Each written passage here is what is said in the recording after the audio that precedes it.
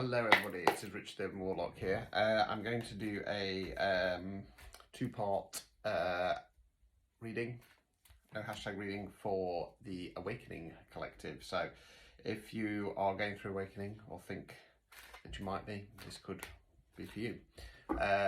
Reason why I do these is because generally people who are drawn to me are going through some kind of awakening or stuck in some kind of toxic karmic cycle. So they come to me to give them a kick up the arse, okay? So I'm just going to give these a mix. Just to let you know, if you've not seen the post, I am giving away my Rider-Waite deck because I'm getting some new ones because I got a bit tired now with all the readings I do at events and stuff. And a free copy of the Basics of Tarot. So if you would like to enter that, please go to my profile, find the post, it's a couple down now. Like, share and comment, and provided you're in the UK, as soon as my new deck arrives, I will announce a winner and send them out. So there you go. Right, so let's have a look, see what's going on for this collective. So you get two types of awakenings. You get slow drip, where it's like the universe going poke, poke, poke, poke, poke, poke, poke, or you get tower card slap in the face ones. So let's see what's going off and whereabouts it feels that you're at. Okay.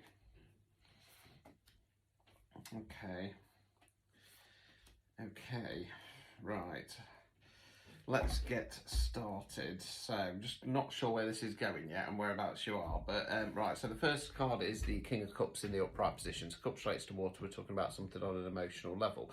Now with the Kings, we're talking about masculine energy here, so it could be yourself, it could be somebody else, and just remember we're talking about energy, not gender. Now, King of Cups in the upright position, he's a stable ruler, okay? He's going to show support through his emotions. He's going to be, I'm here for you, I love you, you can do this kind of thing. So it could be somebody around you.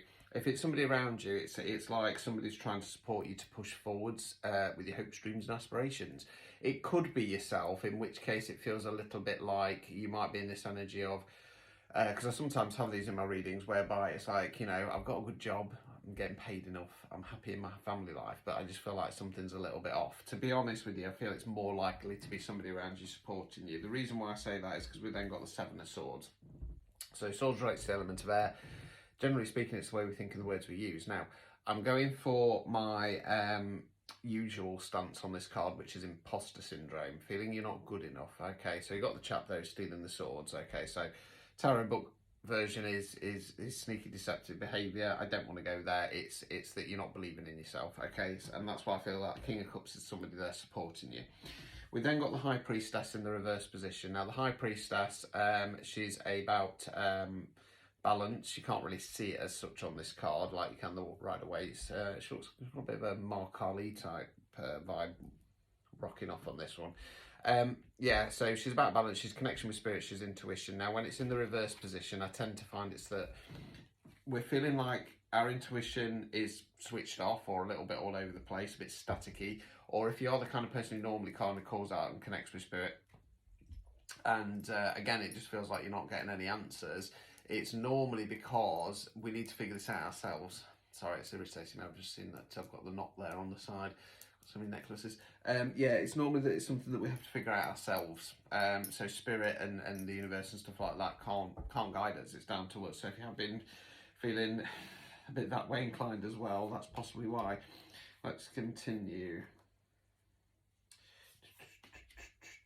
Right, okay. We've then got the Ace of Pentacles in the reverse position. So Pentacles relates to the element of earth, can be money and finance, can be non-financial wealth. So that's what you invest in your time, efforts and energies in. Now, aces are about bringing in a new energy. They're not about starting something new. So in the upright position, I'd be saying, right, you're starting to focus on your new long-term goal. It's being held off because you're not believing in yourself. Okay, you're not believing in yourself and where you're going. Now, this one throws it off slightly. We've got the Two of Wands. So Wands relates to the element of fire. We're generally talking about taking some kind of action. Now, this card's about making a plan, okay? So, usual example, I'm afraid, if you follow me regularly. So, if you said to me, right, I want to completely change my career, I don't know what I want to do. Ace would be researching interesting sectors. 2 would be planning, 2 and 3 would be starting. So, you're making some kind of plan moving forwards. I'm just wondering if it is that you've kind of potentially had this awakening or you've had this slow drip and you do realise that there is something else that you want to do, but you're not really pushing forwards as such, because you're not believing in yourself. The problem is with having that Ace of Pentacles in the reverse followed by the Two of Wands, it feels a little bit like you might be making a bit of a plan, but it's not going to be the right one.